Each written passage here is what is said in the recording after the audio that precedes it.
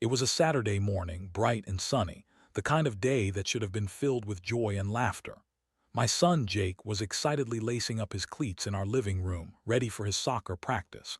I could hear the distant sounds of children's laughter and the whistle of the coach, a sound that usually filled me with pride. But that day, it was different. A storm was brewing beneath the surface. I had been feeling off lately, something gnawing at me like a persistent itch I couldn't scratch. It wasn't just the usual worries of balancing work and family life. No, this was something deeper, a sense of unease that had taken root in my gut. I couldn't shake the feeling that something was wrong, particularly between my wife, Lisa, and our son's soccer coach, Mark. The way they exchanged glances during practice, the laughter that seemed too intimate, it all began to weigh heavily on my mind. As I walked Jake to the field, I spotted Lisa chatting with Mark. They stood close, their body language too relaxed, too familiar. I felt a tightening in my chest, but I brushed it off as paranoia. After all, I trusted Lisa. We had been married for over a decade, but trust can be a fragile thing, easily shattered by doubt.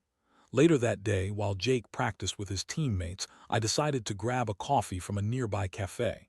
As I sat sipping my drink, I overheard a conversation between two parents.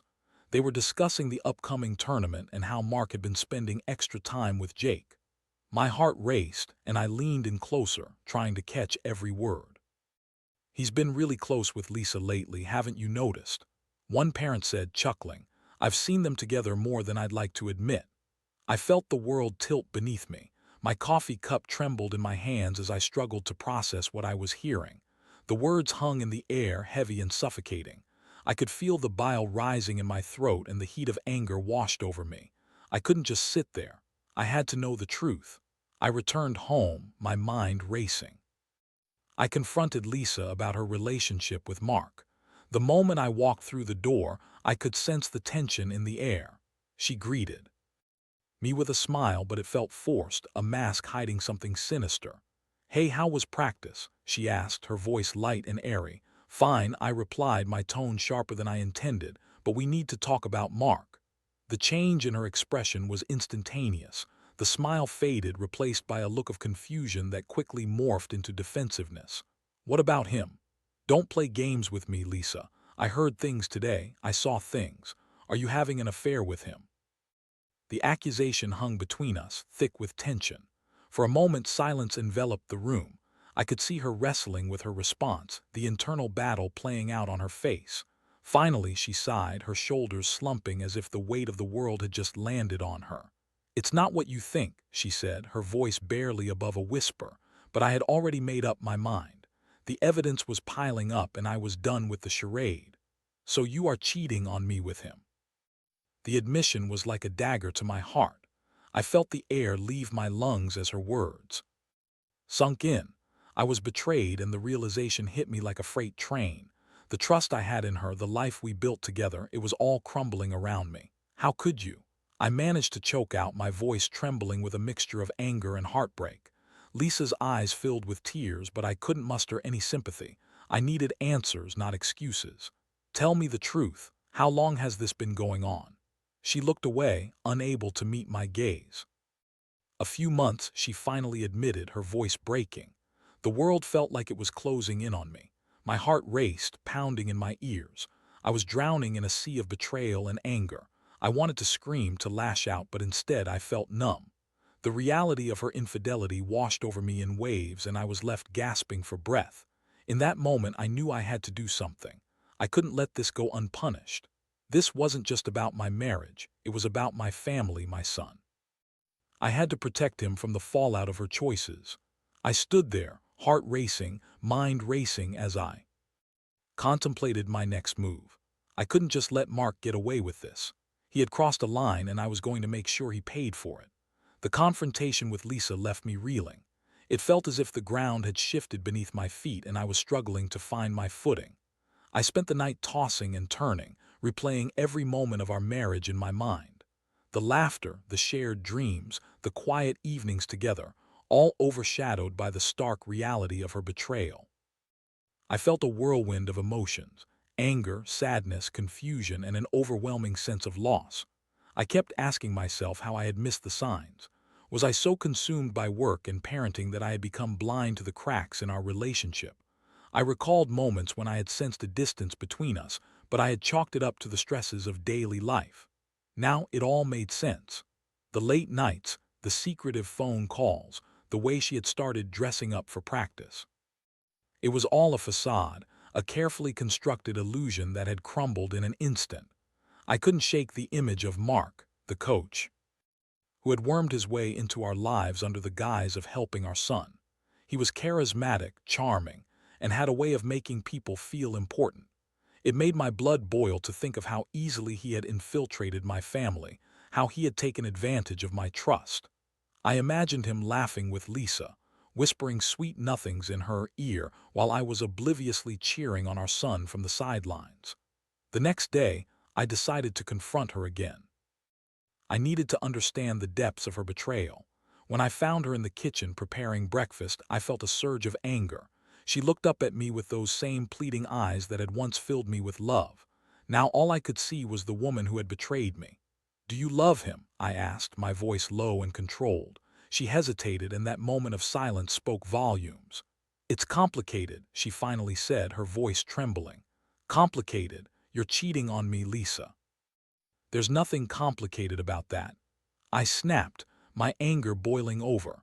The thought of her love for him sent a fresh wave of rage coursing through me. "I made a mistake," she pleaded, tears streaming down her cheeks. "I didn't mean for it to happen, it just happened." "Just happened," I echoed incredulously. "You didn't just trip and fall into bed with him, you made a choice. You chose him over our family." "I know," she cried, her voice breaking. "I'm so sorry, I never wanted to hurt you." But her apologies felt hollow, like empty words thrown into the void. I wanted to believe her, to find a way to move past this, but the image of her with Mark was burned into my mind. I couldn't just forgive and forget. As the days passed, the emotional turmoil only intensified. I became consumed by thoughts of revenge. I wanted to make Mark feel the same pain I was experiencing. The idea of exposing him filled me with a sense of purpose. I envisioned standing in front of the entire soccer team, revealing the truth about their beloved coach.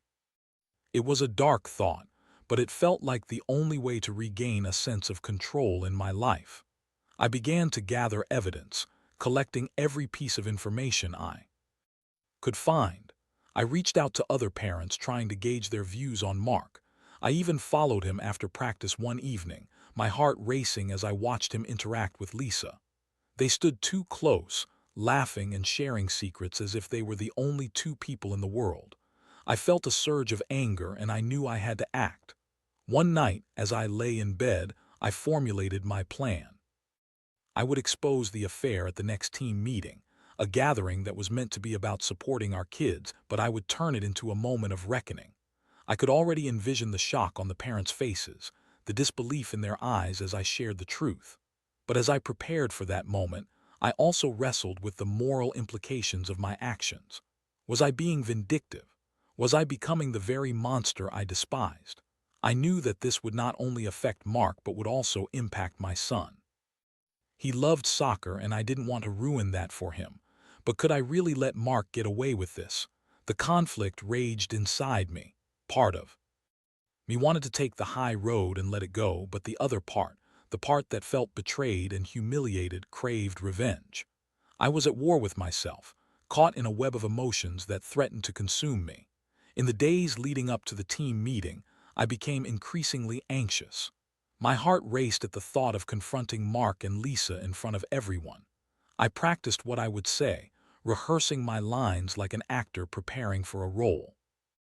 I wanted to make sure that when the moment came, I would be ready to expose the truth, no matter the consequences. As I sat in my car outside the soccer field, my hands gripping the steering wheel, I took a deep breath. This was it. I was about to take a step that would change everything. I could feel the adrenaline coursing through my veins, and I knew there was no turning back. The day of the team meeting arrived, and I felt like a coiled spring, ready to explode. I arrived at the soccer field early, my heart pounding in my chest. I parked my car and sat there for a moment, staring at the vibrant green grass and the goalposts that had become a backdrop for so many memories. Jake's laughter, the cheers from the sidelines, and the camaraderie shared among parents. All of it felt tainted now, overshadowed by the betrayal that had unfolded. As the parents began to trickle in, I felt a mix of anxiety and determination. I could see Lisa chatting with some of the other mothers, her smile bright as if nothing was wrong. I wanted to march over and confront her, to shake her and demand how she could act so normal while knowing what she had done. But I held back, reminding myself that today was about exposing Mark, not about tearing Lisa down further. The meeting was held in a small pavilion, a simple structure with picnic tables and a bulletin board covered in flyers for upcoming tournaments. As the parents settled in, I took a deep breath, steeling myself for the confrontation ahead. Mark walked in, his usual confident demeanor radiating through the room. He greeted everyone with his trademark charm, and I could see why Lisa had been drawn to him. But now, that charm felt like a mask hiding a dark secret. As the meeting began, I felt a knot tightening in my stomach. The head coach spoke about the upcoming season, the excitement in the air palpable. I sat there, listening to the praise heaped upon Mark, and every word felt like a slap in the face. How could they not see the truth? How could they applaud a man who had betrayed not just me, but also the trust of all the families involved? Finally, it was time for questions and comments from the parents. I could feel my pulse quickening as I raised my hand, my voice shaky but determined. "Can I say something?" The room fell silent, all eyes turning to me. I could see Lisa's expression shift, confusion and fear flickering across her face. Mark's smile faltered slightly, but he quickly regained his composure. "Sure, what's on your mind?" I stood up, my heart racing as I took a deep breath. "I need to address something serious. It's about Mark." The room buzzed with murmurs, and I could feel the weight of their attention pressing down on me. "Mark has been having an affair with my wife, Lisa," I declared, my voice steady, despite the chaos swirling inside me. "For months now, they've been betraying not just me, but our entire family." Gasps filled the room, and I could see the shock on the faces of the other parents. The murmurs grew louder, a cacophony of disbelief and outrage. I locked eyes with Lisa, who looked pale and horrified. Mark's expression shifted from surprise to anger, and I could see the facade slipping away. "Wait a minute," he said, his voice rising. "That's not true. This is ridiculous." "It's true," I pressed on, feeling emboldened by the reaction. "I have proof. I have seen them together. I've heard them. You all deserve to know what kind of person you're supporting. Do you have any evidence?" One parent shouted from the back, skepticism in their tone. I pulled out my phone, ready to show them the messages I had collected, the photos I had taken when I followed them. The parents leaned in, their expressions shifting from disbelief to curiosity. I felt a surge of adrenaline as I realized the power I held in that moment. "Here," I said, scrolling through the images and messages, the evidence of their betrayal laid bare for all to see. I could see the shock ripple through the crowd as they took in the truth. Whispers erupted, and I felt a mix of satisfaction and dread. This was what I had wanted, to expose Mark for who he really was. Mark's face turned crimson as he struggled to defend himself. "You're making a huge mistake. This is a personal matter, and you have no right to involve everyone else." But the damage was done. The parents began to murmur amongst themselves, their expressions shifting from disbelief to anger. I could see the betrayal reflected in their eyes, not just towards Mark, but also towards Lisa. The atmosphere grew tense, charged with a mixture of outrage and pity. Lisa finally spoke, her voice trembling. "I'm so sorry. I never meant for anyone to get hurt." But her words felt empty, a feeble attempt to salvage her dignity in the face of overwhelming evidence. I couldn't hold back any longer. "You didn't just hurt me, Lisa. You hurt our son. You've put everything at risk for a fling with this man. How could you do this?" Tears streamed down her cheeks as she struggled to respond. I was lost. I didn't know how to fix things between us. I thought I was unhappy. Unhappy. I interrupted, my voice rising. "You chose to betray your family instead of communicating. You didn't even try." The meeting descended into chaos, parents shouting questions and accusations at Mark. I felt a sense of vindication wash over me, but it was accompanied by a heavy weight of sorrow. I had achieved what I set out to do, but at what cost? I glanced at Jake, who was sitting with his friends, oblivious to the turmoil unfolding. My heart ached for him, knowing that his world was about to be turned upside down. As the meeting continued to spiral out of control, I realized that I had crossed a line I could never uncross. The exposure of Mark's affair was just the beginning, and the fallout would ripple through our lives in ways I couldn't yet comprehend. I had sought revenge, but I had also unleashed chaos, and I was left wondering if it was worth it. The chaos of the meeting continued to unfold around me, a whirlwind of accusations, anger, and disbelief. Parents shouted at Mark, demanding explanations, while others turned their attention to Lisa, their faces a mixture of sympathy and contempt. I felt like I was watching a train wreck in slow motion, helpless to stop it as the pieces of our lives shattered before my eyes. "Get out!" One of the fathers yelled at Mark, his voice cutting through the clamor. "You've betrayed our trust." Mark's face was a mask of rage and humiliation as he attempted to defend himself. "This is all lies. You don't know the whole story." He shouted, but his pleas fell on deaf ears. The room was filled with the sound of anger and betrayal, and I felt a sense of satisfaction that I had finally exposed him. Yet beneath that satisfaction lay a deep sorrow for what I had done.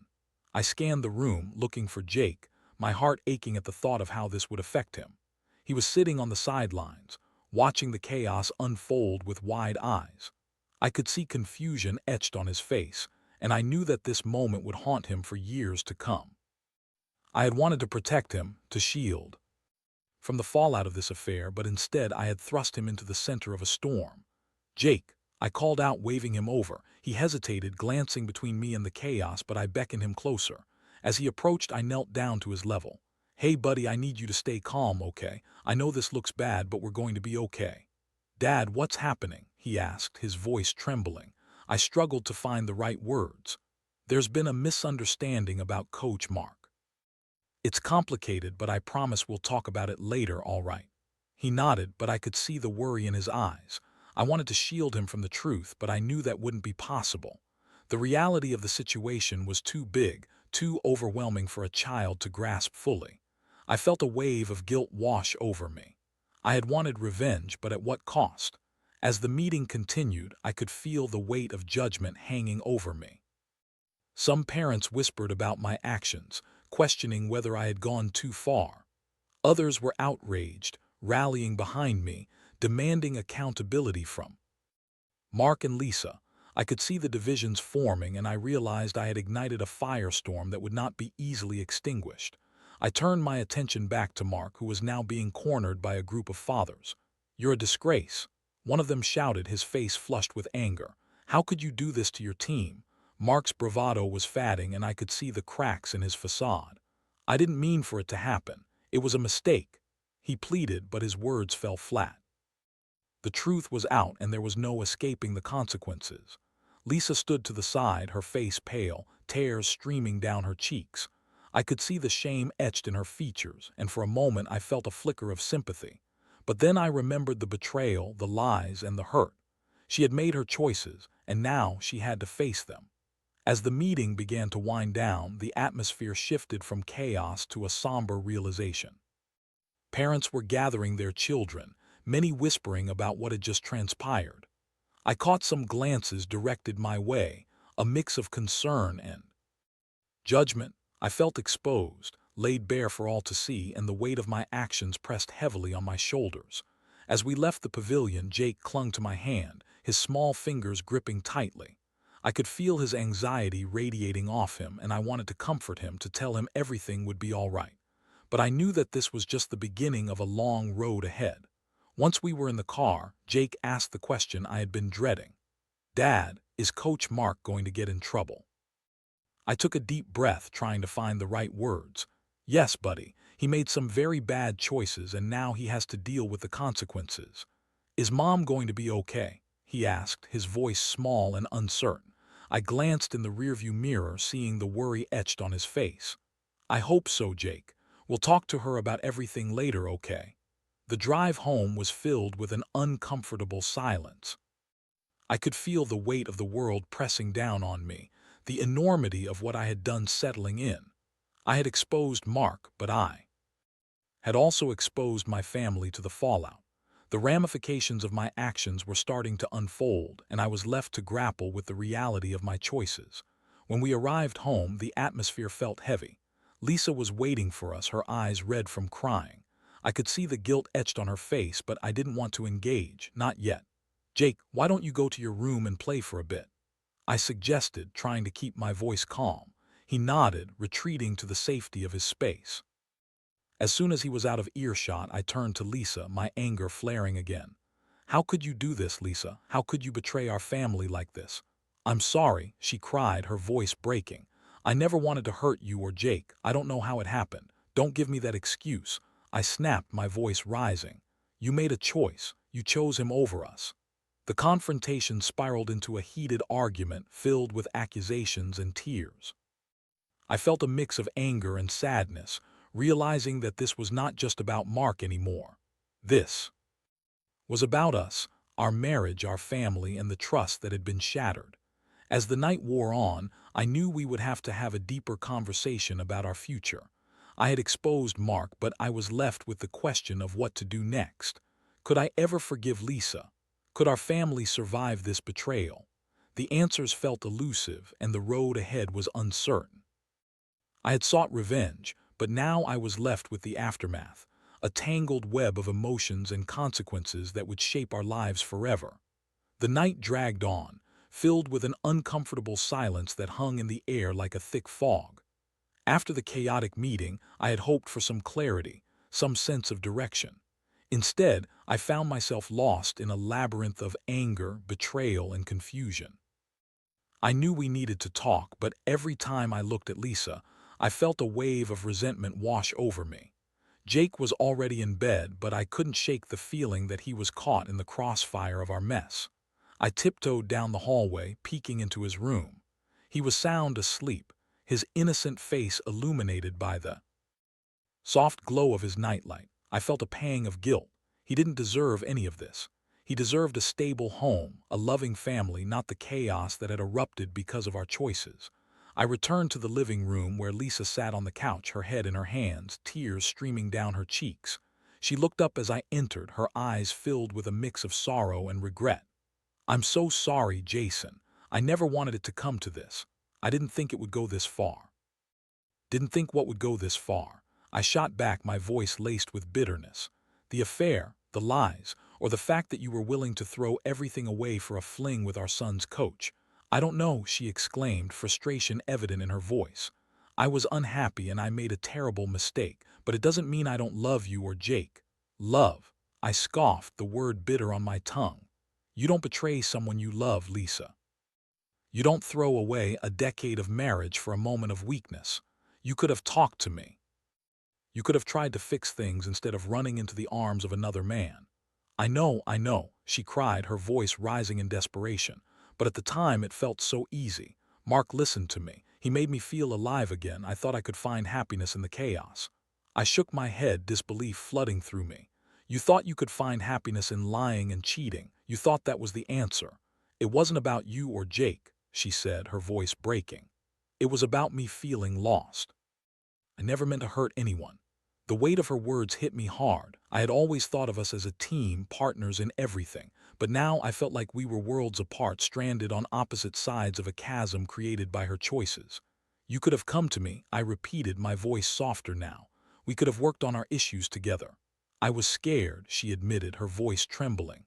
"I didn't know how to talk to you about it. I thought I could fix it myself. I thought I could find a way to be happy without burdening you." The raw vulnerability in her voice stirred something in me. I had always known Lisa to be strong, capable, but this was a side of her I had never seen before. "You should have trusted me enough to share your feelings," I said, my tone gentler now. "We're supposed to be partners, Lisa. You didn't give me a chance." "I know, and I regret it every day," she said, tears streaming down her face. "But I can't change what I did. I can only tell you how sorry I am and hope that you can find it in your heart to forgive me." Forgiveness. The word echoed in my mind like a distant melody, one that felt out of reach. Could I forgive her? Could I look past the betrayal and rebuild what we once had? "I don't know if I can," I admitted, the weight of the truth heavy in my chest. "This isn't just about you and Mark. It's about the trust that's been shattered. It's about the future of our family. I understand, she said, her voice barely above a whisper. But I want to fight for us, for our family. I'll do whatever it takes to make this right. I'll go to counseling, I'll be transparent, I'll show you that I'm committed to making amends. The thought of counseling felt daunting, but a part of me recognized that we needed help navigating this mess. I didn't want to throw away our marriage without at least trying to salvage it, but it would take time. Trust wasn't something that could be rebuilt overnight. I need time to think, I said, my voice steady. I need to process everything. I can't just jump back into things like nothing happened. Of course, she replied, her voice filled with understanding. Take all the time you need. I'll be here, ready to do whatever it takes to make it right. As I turned to leave the room, I felt a flicker of hope mixed with uncertainty. Maybe there was a chance for us, but it would take work and commitment from both sides. I knew that the road ahead would be bumpy, filled with moments of doubt and pain. But for Jake's sake, I was willing to try. Over the next few days, I focused on maintaining a semblance of normalcy for Jake. I took him to school, helped with his homework, and cheered him on at soccer practice. The laughter of the other kids echoed around me, a painful reminder of the joy that felt so far away.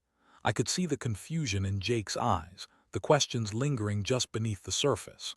One evening, as we sat on the couch watching a movie, he turned to me with a serious expression. "Dad, is everything going to be okay?" I swallowed hard, searching for the right words. "Yeah, buddy, we're going to work through this. It's going to take time, but we'll be okay." He nodded, but I could see the uncertainty in his eyes.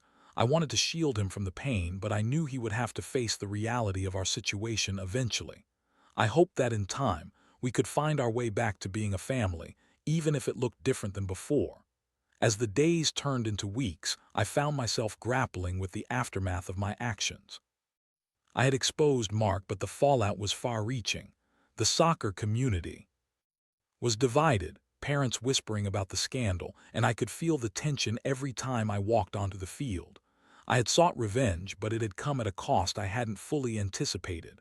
Mark was no longer coaching, but the damage was done. The parents were split. Some supported me, while others questioned my motives. I had become a pariah in a community that once embraced me. I found solace in my conversations with Lisa. She was committed to making things right, attending counseling sessions, and being honest about her feelings. We began to have deeper discussions about our marriage and what had led us to this point. It was uncomfortable, but it felt necessary. Slowly, I began to reconsider the idea of forgiveness. It wasn't about condoning her actions. It was about freeing myself from the burden of anger. I realized that holding onto resentment would only continue to hurt us both. But could I ever truly forgive her? The question loomed over me like a dark cloud, and I knew the answer would come with time. For now, I was willing to take the first step toward healing, both for myself and for our family. As the weeks passed, I found myself in a strange limbo. The emotional turmoil of the past few months hung over us like a dark cloud, but I could also feel the first stirrings of hope. Lisa was doing everything she could to make amends, attending counseling sessions and showing genuine remorse for her actions. I had reluctantly joined her for a few sessions, and while it was uncomfortable, it was also eye-opening. We began to peel back the layers of our relationship, examining the cracks that had formed over the years. In those sessions, I learned to express my feelings of hurt and betrayal without letting anger consume me. Lisa shared her struggles, her feelings of isolation and dissatisfaction that had driven her to seek comfort in Mark. It was a painful process, but it felt necessary. I was beginning to understand that our relationship had become a collection of unspoken grievances, and her affair had been the eruption of a volcano that had been simmering for far too long. I still grappled with the question of forgiveness. Some days it felt within reach, other days it seemed impossibly distant. I found myself reflecting on our marriage, the love we shared and the life we had built together.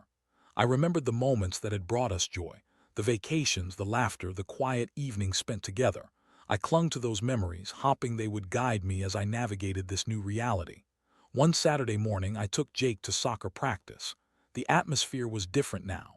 The parents were still divided. Some avoided me, while others offered sympathetic smiles. I could sense the tension in the air, but I focused on Jake, cheering him on as he played. It was a reminder of what truly mattered, his happiness and well-being. After practice, I noticed Mark sitting on the sidelines, alone and withdrawn. He had been banished from coaching, a pariah in a community that had once embraced him. I felt a flicker of satisfaction at the sight, but it was quickly overshadowed by the realization that I had once been in his position. I had sought revenge, and while it had brought me a moment of victory, it had also cost me my peace of mind. As I approached Mark, I felt a mix of emotions. "Can we talk?" I asked, my voice steady despite the turmoil inside. He looked, surprise flickering in his eyes. "I didn't think you'd want to." "I don't," I replied honestly, "but we need to clear the air for the sake of our kids." He nodded and we stepped away from the crowd, finding a quiet spot behind the bleachers. "I know I messed up," Mark said, his voice low. "I never meant to hurt anyone, but I got caught up in something I shouldn't have." "Yeah, well, that's an understatement," I said, crossing my arms. "You took advantage of my trust of our family." "I know," he replied, looking genuinely remorseful. "I'm sorry for what I did. I wish I could take it back, but I can't." "Neither can I said, my voice tinged with bitterness. "But I need you to understand that this isn't just about you and Lisa. This affects our kids and they deserve better." He nodded, his expression somber. "I get that. I've lost everything, my job, my reputation. I can't change what happened, but I want to make sure it doesn't affect the kids." "Good," I said, feeling a mixture of satisfaction and empathy.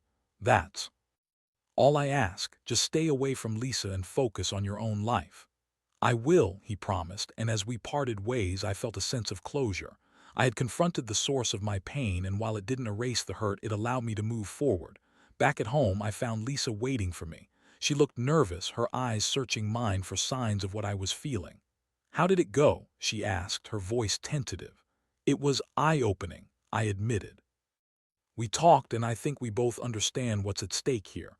Lisa's expression softened and she reached out to hold my hand. "I'm really trying, Jason. I want to make this right. I want our family back." I took a deep breath, feeling the weight of the moment. "I know you are, and I appreciate it, but it's going to take time. I still have a lot to process." "I understand," she said, squeezing my hand. "I'll be patient. I just want you to know that I love you, and I'm committed to making this work." Those words hung in the air between us, a fragile promise wrapped in uncertainty. I wanted to believe her, to trust that we could rebuild what had been lost. But the scars of betrayal were still fresh, and I knew that healing would take time. As the days turned into weeks, we continued our counseling sessions, working through our feelings and rediscovering the love that had initially brought us together. It was a slow process, filled with moments of doubt and uncertainty, but I could feel the walls between us beginning to crumble. We started to communicate more openly, sharing our fears and insecurities. I began to see glimpses of the woman I had fallen in love with, the partner who had stood by my side through thick and thin. It was a reminder that while the road ahead was fraught with challenges, there was also hope. One evening, after a particularly productive session, I found myself sitting on the couch with Lisa, watching Jake play in the backyard. The sun was setting, casting a warm glow over the scene. "You know," I said, breaking the comfortable silence, "I think we can get through this." Lisa turned to me, her eyes shining with unshed tears. "Really?" "Yeah," I said, feeling a sense of resolve. "It's not going to be easy, but I believe we can rebuild our family. It's going to take work, but I think we can do it together." A smile broke across her face, and in that moment I felt a flicker of hope. We had a long way to go, but perhaps we could find our way back to each other. As I watched Jake laughing and playing, I realized that our family was worth fighting for. We had endured the storm, and while the scars of betrayal would always remain, they could serve as reminders of our resilience. In the days that followed, I committed to rebuilding our family, one step at a time. I focused on being present for Jake, nurturing our relationship with love and understanding. And as Lisa and I continued to work through our issues, I felt a renewed sense of purpose. The journey to forgiveness was still ongoing, but I was willing to take it, not just for myself but for my family. Together, We would navigate the aftermath of betrayal and emerge stronger, ready to embrace whatever the future held. In the end, I learned that revenge might provide a momentary sense of satisfaction, but it was love, understanding, and commitment that would ultimately lead to healing. And that, I realized, was the true victory.